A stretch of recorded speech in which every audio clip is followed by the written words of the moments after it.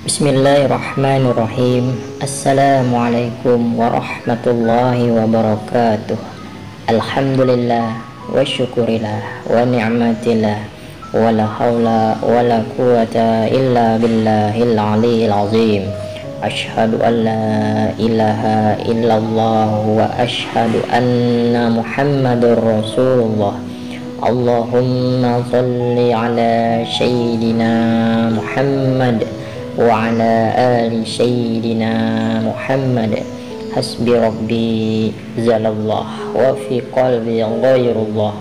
Nur Muhammad sallallahu la ilaha illallah, amma ba'du.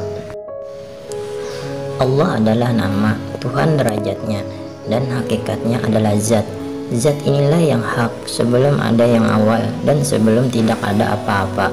Hanya dia semata-mata, kemudian ditajalikannya nur Allah ini dari kata Allah, yaitu alif lam lam ha, mengartikan Allah lillahi, lahu, hu, semua kembali kepada zatul haq. Tasdid pada kata Allah mengartikan nur ala nur, yang artinya di atas nur ada nur. Inilah zatul haq. Bukanlah jelas dikatakan qul huwallahu ahad, katakan dia Allah itu esa, atau bismillahilladzi la illallah illahu, dengan nama Allah tapi tidak ada Allah kecuali dia. Ini semua mengartikan bahwa dengan nama Allah maka kita mengenal aku. Boleh saja dengan zat yang sama, tapi orang lain menyebutnya dengan nama yang berbeda. Apakah ini salah? La sautin, tidak ada nama yang terucap. Wala hartin, dan tidak ada huruf yang boleh ditulis. Itulah hakikatnya zatul haq. Muhammad itu insan kamil, yaitu manusia yang sempurna. Muhammad di sini bukanlah Muhammad bin Abdullah, yaitu Muhammad putra Abdullah, tapi Muhammad yang mempunyai arti yang sangat luas, karena dia yang awal dan dia yang akhir, dia yang buka dan dia yang tutup. Bukankah dulu Nabi Adam bertobat dengan menyebutkan nama Muhammad?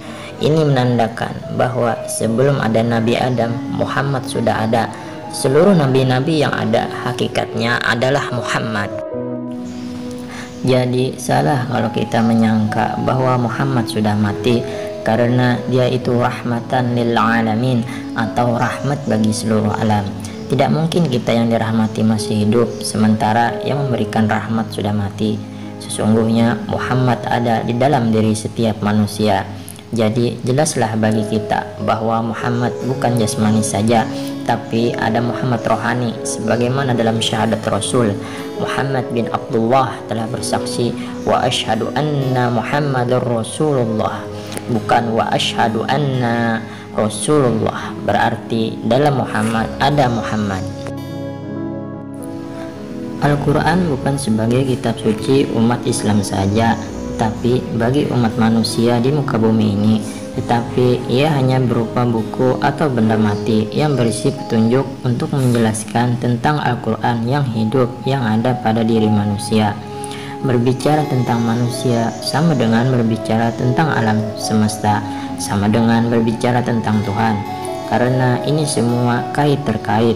Jadi Al-Quran yang hiduplah yang harus kita tanamkan di dalam dada, bukan Al-Quran yang berupa buku yang kita persoalkan.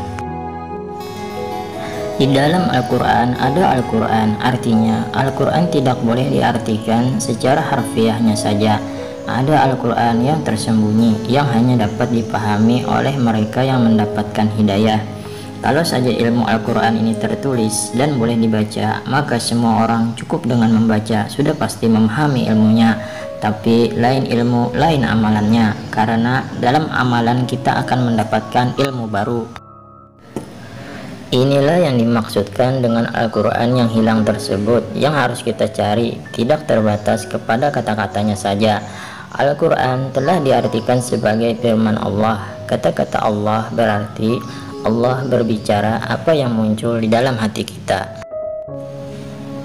Salat bukanlah untuk kita menyembah Allah seperti apa yang kita pahami selama ini, karena Allah tidak perlu disembah. Ketika kita menyembah berarti ada yang disembah. Sesuatu yang disembah selalu berada di hadapan orang menyembah. Sama artinya kita mengatakan Allah itu bertempat, sedangkan Allah tidak bertempat. Akan tetapi dia ada dimanapun kamu berada, dan dia berlainan dengan apapun yang ada di alam semesta ini. Salat mempunyai arti kata hubungan, artinya mendekatkan diri dengan Tuhannya.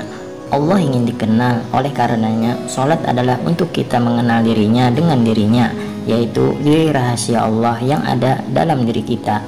Hubungan dengan Allah harus terjadi setiap saat, dimanapun dan kapanpun.